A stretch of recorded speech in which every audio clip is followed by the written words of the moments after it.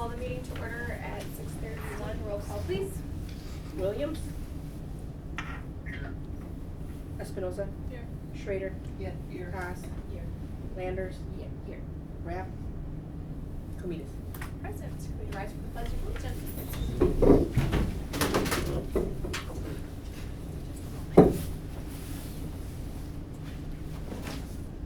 I pledge allegiance to the flag of the United States of America and to the republic for which it stands, one nation, under God, indivisible, with liberty and justice for all. Do a motion for approval of the regular meeting agenda, please. I regular meeting agenda as presented. Second. Second. Roll call. Williams?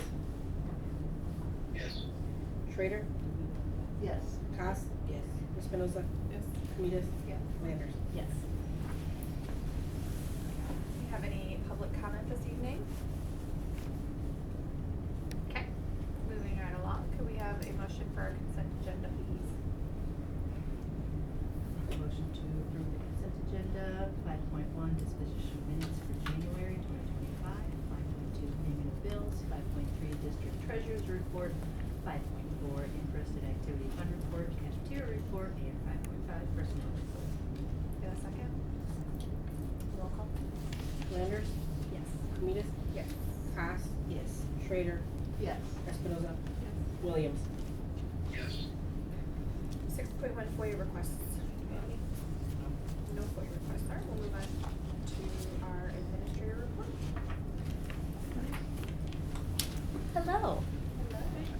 Hello. So a couple months ago, I came in and presented on how our year was starting here at Lincoln and how my first year was kind of going at Lincoln. And today, I wanted to share with you some pictures of all the different things that we've been doing and how great our students have been excelling this year. So I first wanted to highlight some ways that we're celebrating student success here at Lincoln.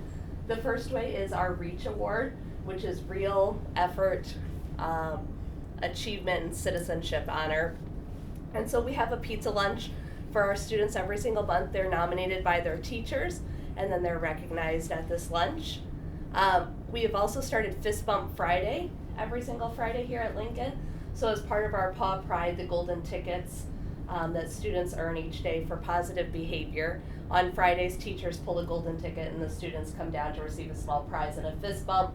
And then all day throughout the hallways, students are fist bumping each other, teachers are giving, kids fist bumps, and it's just kind of a positive end to our week, every single week here at Lincoln. Mrs. Estrada has a student, and he didn't know what a fist bump was, and he was calling it the day that you give us punches. And I was like, oh no, it's the day we do fist bumps. And so we learned the word fist bump, and now he calls them fist punches just to be funny because I had to teach him the difference. Some other things, today we had our John Orth Award breakfast that honors the students in the exiting grade at your school. So our two recipients here at Lincoln were Jackson Ohlendorf and Jory Bound. They received their plaque today. They were nominated by their teachers and voted on by the staff here at Lincoln. We are working on some incentives to get students excited about learning here at Lincoln. One of them that we did was Pie the Principal. We tied that to our FastBridge math and reading testing that we do 3 times a year.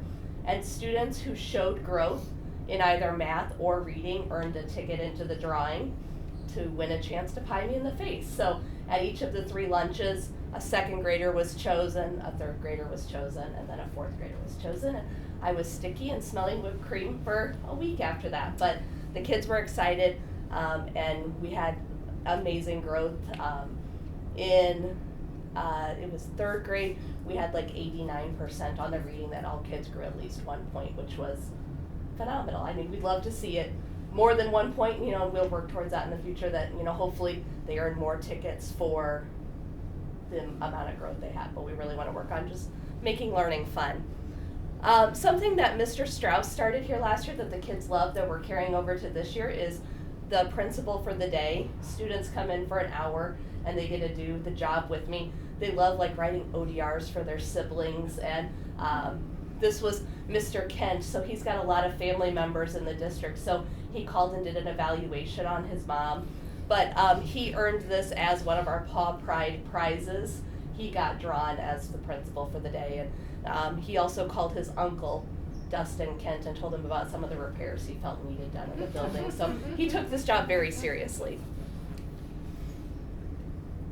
Paw Pride is our positive behavior incentive that we have here. Students have 3 paws on their desk. The goal is for them to keep those throughout the day. When they lose them, they are just a reminder of what our appropriate behaviors are here. But when they keep their paws throughout the day, they earn a golden ticket. We use those golden tickets for Fist Bump Friday, but we also earn prizes like our assemblies. Kids get drawn for things like our beautiful sleds that are over there. They get chosen to play games, and then we count up their tickets, and they're working towards a 5,000 trimester goal, and then we have a big end of trimester party. So last trimester we got the big inflatable movie screen, and the kids watched Harold and the Purple Crayon and had popcorn because each grade level earned their 5,000 golden tickets.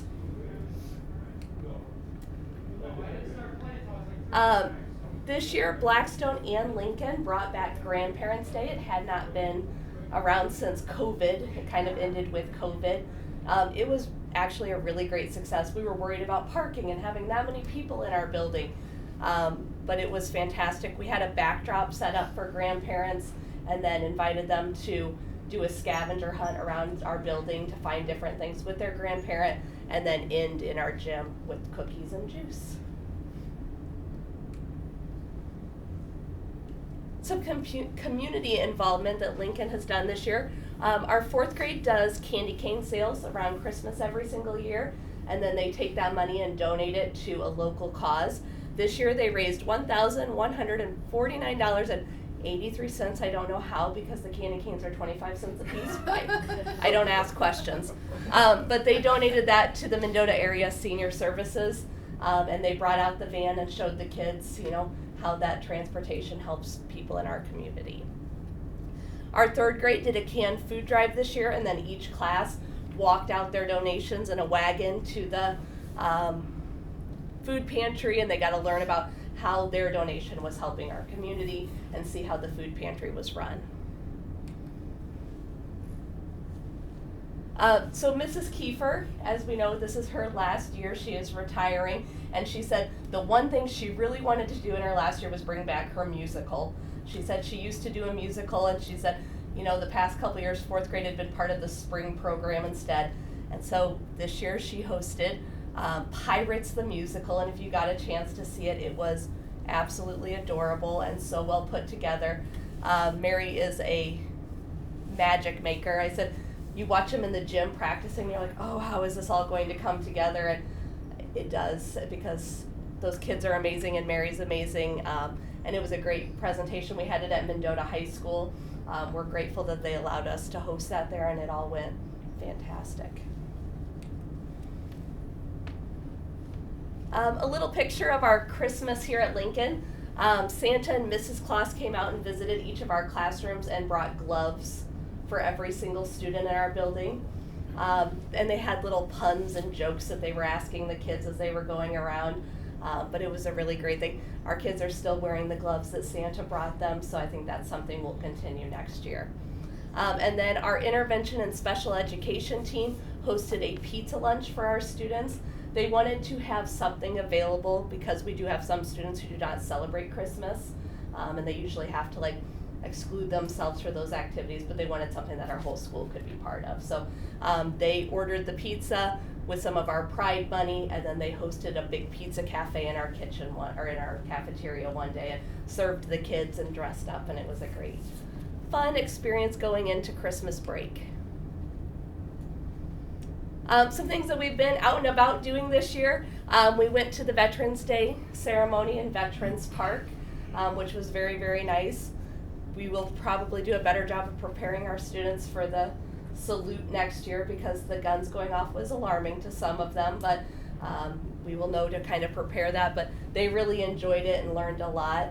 Our 3rd graders took a trip to the Mendota Library where they learned about the services that our library offers. The Mendota Library also offered our 4th grade class who won the banner contest at the Christmas program the opportunity to make their own story that is going to go into the walk-around book in front of the library. So Mrs. Novak's class is currently working on that, and then in the spring that's going to be put into place. And then our 4th graders read the movie Wild Robot, and it kind of just happened to align with the time when that movie was coming out. So they had a chance to go, they had a picnic and then went to Princeton Movie Theater to see the movie Wild Robot in connection with the novel they were reading. Something we started this year that's just been fun and kind of a reading incentive is the Masked Reader. So every single month, one of our teachers records themselves with an emoji mask on their face. They choose a children's book that they think is one of their favorites or has a good message. And then we post that video onto YouTube for our families to watch. Our teachers also show it in their classrooms. And then students get a chance to listen to the stories with their families and guess who they think the teacher is. We use some of the money we make from the book fair to order books for our kids. And then we choose one winner from each grade level to get a book if they guessed who the Masked Reader is correctly. So this is Mrs. Danielle Bittner reading Llama Llama Red Pajama. And finally, just some of the other fun that we've had this year. We had our Guns and Hoses kickball tournament, which is our 4th grade students versus the fire and police department. They come out with their lights and trucks, and if you haven't had a chance to watch it, it is a really, really great community involvement. This year we've actually had the police out several times during recess. They'll be driving around and stop and just play kickball with the kids. And it's kind of nice, being here central in town and just having that presence and our kids building that community with our officers is really great. We've had a couple opportunities this year to cheer on our high school, cheer on the Trojans. So this was when they were going to state. We also had a bowler who went to state just recently, and our 4th graders lined the sidewalk. He said he didn't want a big whole community celebration. He made that very clear, but he'd be okay with the younger ones going out for him. So our 4th graders went out and celebrated him. And then a picture of all of our old ladies and men on our 100th day of school, dressed up celebrating 100 days of learning, which was a lot of fun. This year it has been a learning year, learning my staff, learning my students. But I'm very grateful that we do have a lot of fun in our learning here. And it's a joyful environment and experience. So if you guys ever have any questions about what's going on in Lincoln, feel free to stop in and talk. Thank you.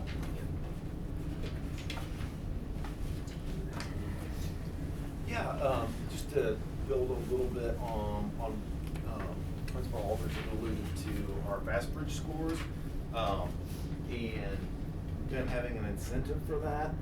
So we'll continue to go through this throughout the year, but stop me if you've heard this. We've got our winter Fastbridge scores in, and literally our Fastbridge math scores are the highest that 289 has ever had for winter benchmarking scores.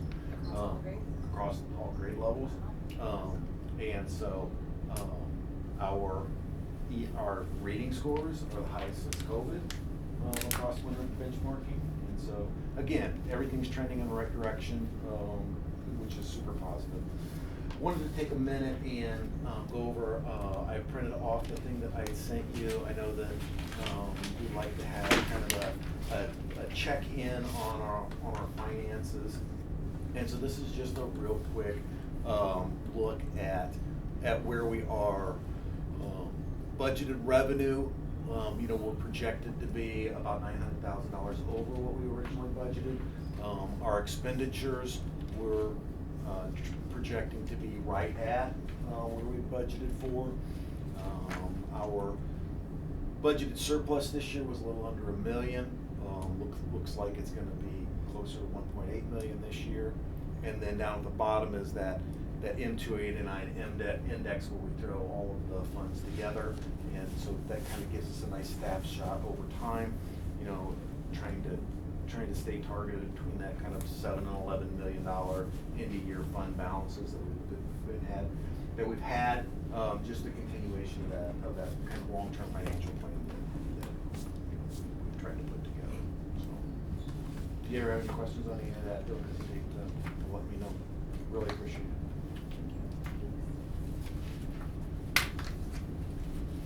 Okay, consideration of board committee reports, we do have one board committee that will be beginning, which is our health insurance committee that meets annually to discuss the estimated cost for continuing insurance benefits for the following year.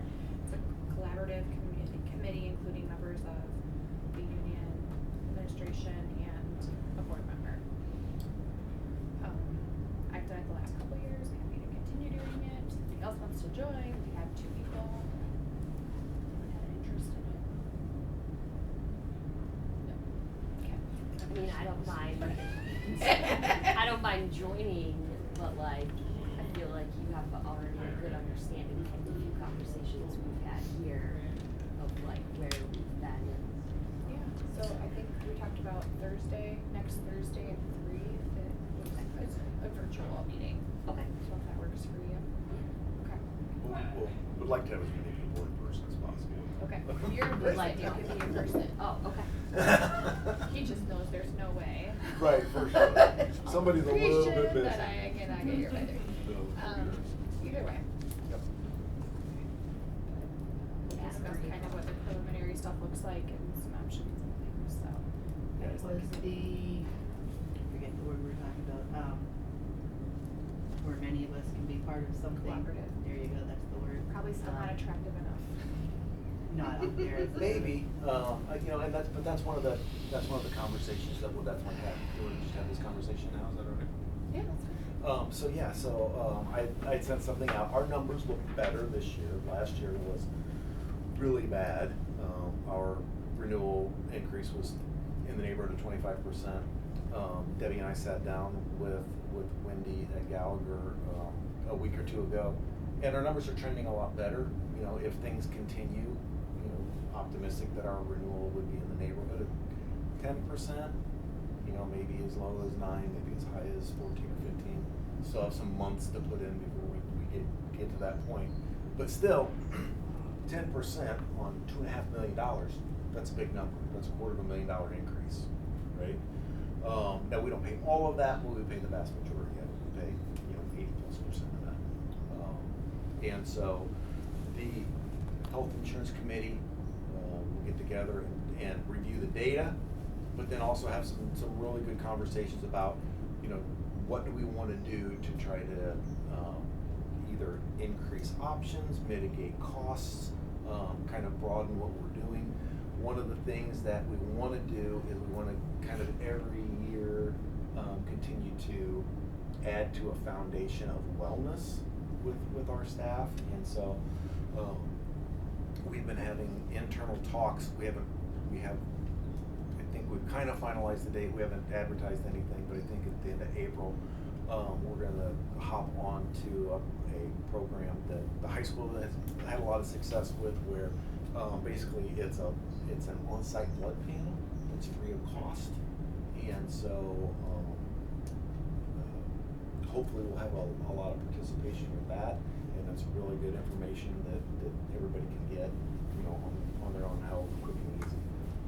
So we're going to continue to build on things like that. But, you know, it's all part of the conversation for sure.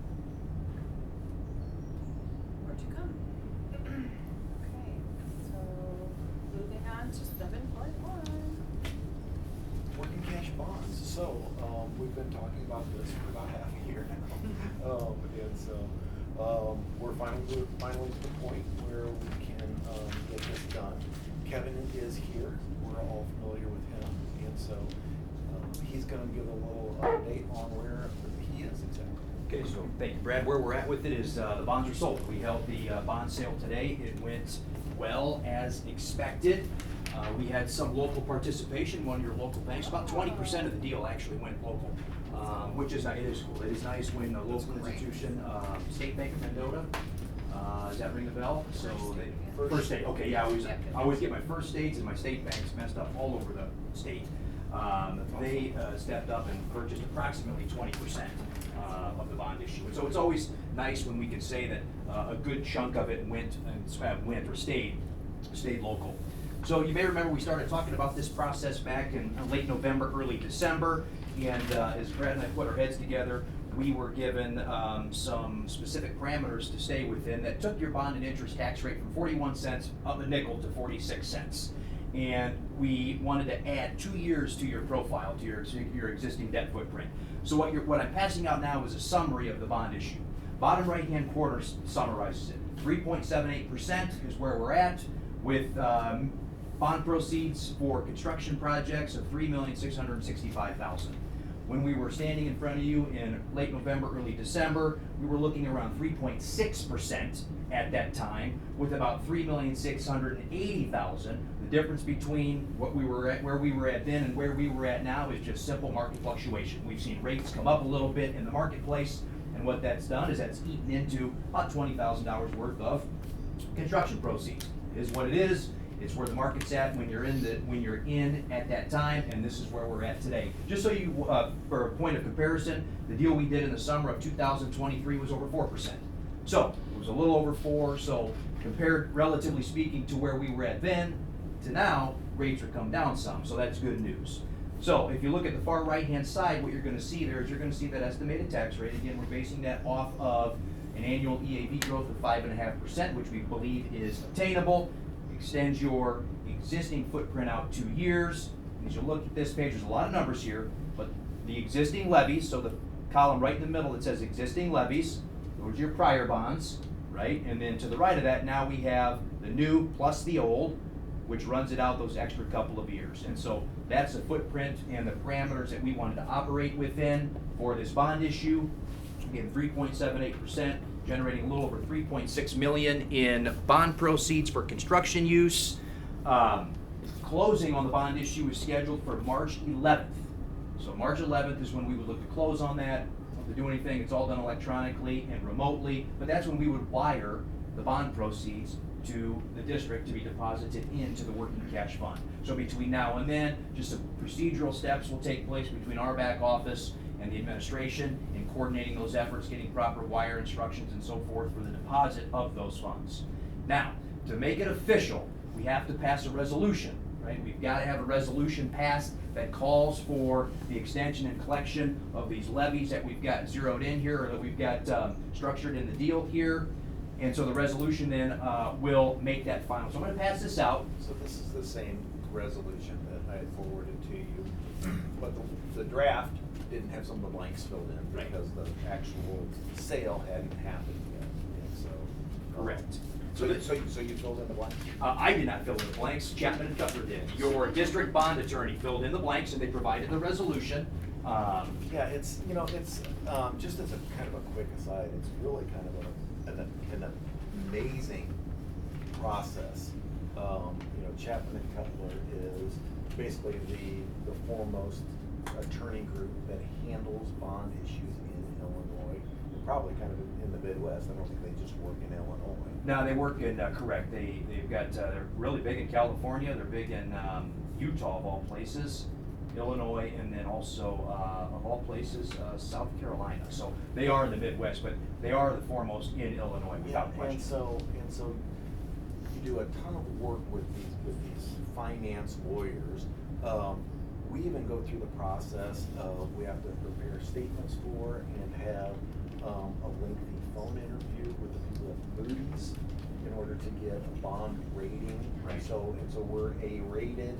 A1, like the steak sauce, A1. And don't shortchange yourself, because A1 is better than A, so I want to make sure that Okay, you, there we go. you guys need to, not to interrupt on that, but you should pat yourself on the back, because that helps drive that rate down. A1 is a very, very respectable rating for a school district. And so what that does is that tells the investing universe, when they see the report by Moody's that says this district, they're assigning an unbiased credit score, if you will, to the Mendota School District with an A1 rating, that tells the investors that, all right, these guys know what they're doing, legit, and they're not going to default on their payment. And so you should pat yourself on the back, because they don't throw those A1 ratings around to just anybody. So it's a testament to the leadership and the administration on doing the right thing. So I do want to take a moment and congratulate you on that, because that is a big deal. You should be proud of that. Anyway, back to you. Yeah, and so just to kind of reassure you, this is, I know that what you see is just, oh, here's a resolution in front of you, but there are countless hours and countless attorneys Yeah. go into the creation of these documents to be able to matriculate it through, because when you think about it in the larger picture, you know, a bond sale, you know, is subject to, you know, the SEC and all the, you know, regulatory agencies. IRS, and- SEC, and- state. And if things aren't done exactly right, then bond brokers, they can not only get in trouble, they can have huge SEC fines. As a matter of fact, the bond broker that we used a decade or so ago no longer exists because of SEC Bumped issues. into a little trouble. And so a lot of time and care goes into making sure that all of the T's are crossed and I's dotted. Correct. For sure. And all that to say, we stand up here and make the process sound, oh, it's very simple, and there's not a whole lot that goes on, but make no mistake about it, it is. There's a lot that goes on behind the Very scenes.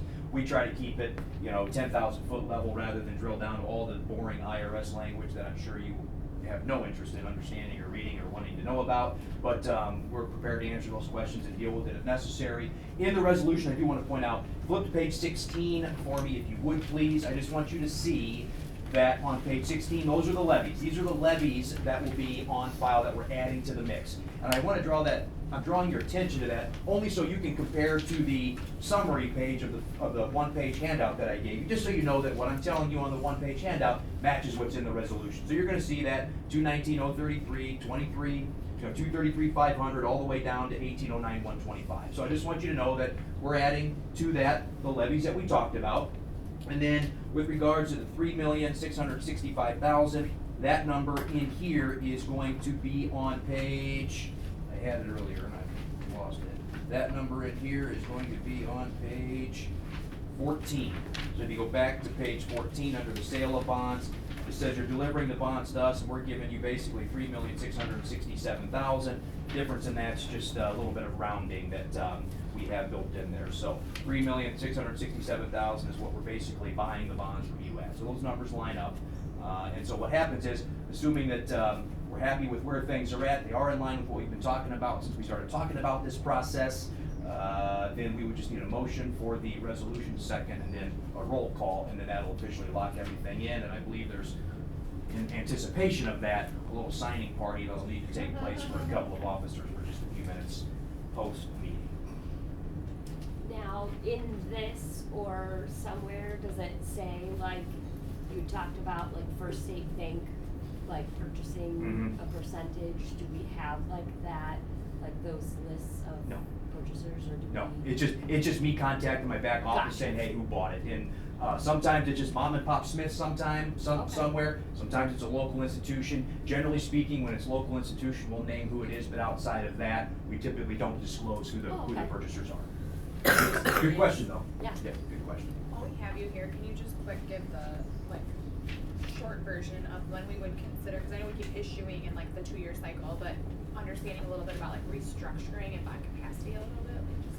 Yeah, so from a restructuring standpoint, when I hear the word restructure, or when we use the term restructure when we're dealing with bond issues, we're usually talking about doing that for one of two reasons. One would be to refinance some old debt that's on the books, take out old debt at a higher rate and replace it with new debt at a lower rate. Sometimes we restructure for that purpose. A second reason we restructure would be for tax rate management purposes. And sometimes it's both. Sometimes you're able to refi and manage your overall tax rate. What I mean by manage your tax rate is if you wanted to do new money, but you did not want that tax rate to go up, sometimes you have to reshuffle the deck that's currently in place in order to make room for the new deal to keep your tax rate at a certain or stable level. So from a restructure for interest savings, so refi to save money, because the bond issues that the district has are so short term, they don't have the ability to have that option. So they're what we call non-callable, or in layman's terms, non-prepayable.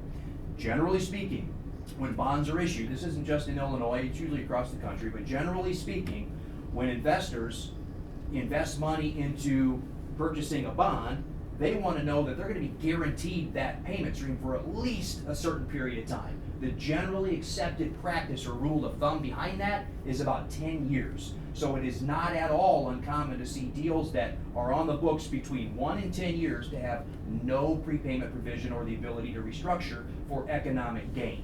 Anything beyond that, so long-term, 12, 15, 20-year deals, which you would do if you were doing a sizable building project or expansion or something that you would really needed to amortize out that length of time, then you would see that option built into that where you would have the ability to exercise an option to refinance or for economic gain. So from your standpoint, the restructure for that purpose isn't gonna be in existence. We don't have that built into here. Could you do it? Yes, but instead of paying 3.78, you might be paying 4.5 or 5%, because an investor's gonna say, hey, there's a chance I'm gonna get dumped in my lap this money. I need a little premium on top of that, or a little more, sugar in the coffee, so to speak. Now, restructuring for tax rate management purposes, don't see the need to do that because your profile's so short. From a debt limit standpoint, I don't have those specific figures in front of me, but I know your working cash capacity is well over, $3.5 million, it's probably $4 or $5 million or so, if I remember right, so you're well under that. Your debt capacity, I can calculate that real. That's all right. You gave it to us last time. Yeah, 6.9% of your EAV. Where it's healthy. Oh, it's more than healthy. Yeah. Yeah, and again, that helps translate to that A1 credit rating. They look at your debt profile, how fast are you paying your debt off. You were kind of in rare air. What I mean by that is you have annual levies of $1.5 million or so on the books. You can do a lot with that and keep your debt profile very short. Whereas other issuers, they may not have that, and so they have to stretch it out 12 or 15 years to accomplish what you're trying to accomplish and what you're able to accomplish in such a short period of time. And so obviously you want to do your best to try to keep your tax rate at a nice stable level. It also helps when we, every couple of years, capture or capitalize on that EAV growth, right? By design, we're trying to target systematically every couple of years what that EAV growth is, which allows us then, over a short time frame like you have your debt on the books, be able to manage that tax rate better, as opposed to locking it in for 10 years and then doing nothing. You see that EAV in year 1 be 46 cents, and then by the time you get to year 10, it's down to 30 cents because your EAVs continue to go up. But you should all be able to sleep very well at night knowing that you have a very short debt profile. You're not even really scratching the surface of what your legal borrowing capacity is, and you still have maximum flexibility. So if you needed to come back, in a couple of years, you have more than enough capacity to be able to do that. Even after this, the amount that we could bond just in the working cash, which is just one fund, we still have $2 or $3 million in that limit. And of course, every year that as we go through, we'll pay that down $1.5 million. And when you look at our total capacity is in the neighborhood of $20 million. Right. And really our total debt rise after we approve this, which will be at our highest debt, then we'll start paying down again. But it'll only be in the neighborhood of $5 million out of that total, 20 total. Right, 20 million, yeah, 6.9% of your, I forgot the EAV columns right there. 6.9% of your EAV is basically $20 million. So again, you're very, very well under that debt umbrella. And even then, the other thing we look at is how fast are you paying it off? And again, you're paying it off at a very rapid rate of debt acceleration, which also helps as well. Thank you for that. Sure. Have any questions? Okay. Thank you so much. You're welcome. Thank you.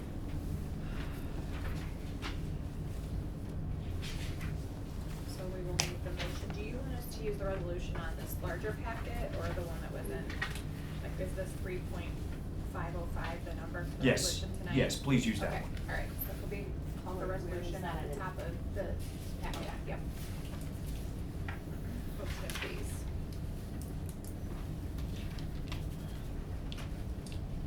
I move to approve the resolution, and then I Read this top. okay, providing for the issue of 3.5, You can say it, that whole thing. 3,505,000. General obligation school bonds, series 2025 of Community Consolidated School District number 289, LaSalle, Lee, and Bureau counties, Illinois, for the purpose of increasing the working cash fund of said school district, providing for the levy of a direct annual tax to pay the principal and interest on said bonds, and authorizing the sale of said bonds to Bernardi Securities Incorporated. And a second? Second. And roll call. Williams, Yes. Espinoza, Yes. Schrader, Yes. Haas, Yes. Landers, Yes. Coomides. Yes. All right, we do not need to do 7.2. Correct. So we need to move to item 7.3. Can you give us a quick explanation of this annual?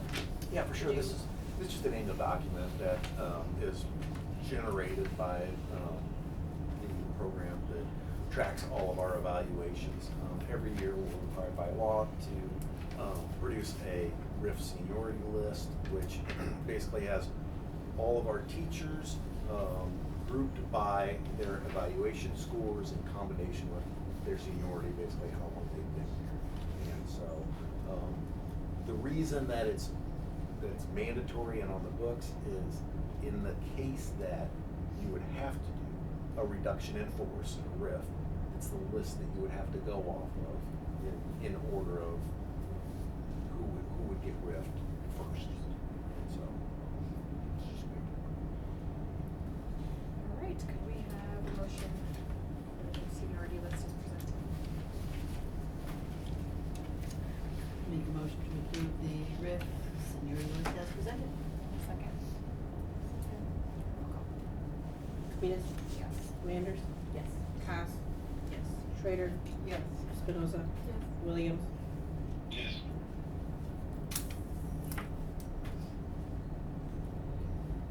All right. We already did 8.1, so is there anything else? As a reminder, the next board meeting is at Northbrook, March 20th. We have a motion for adjourn.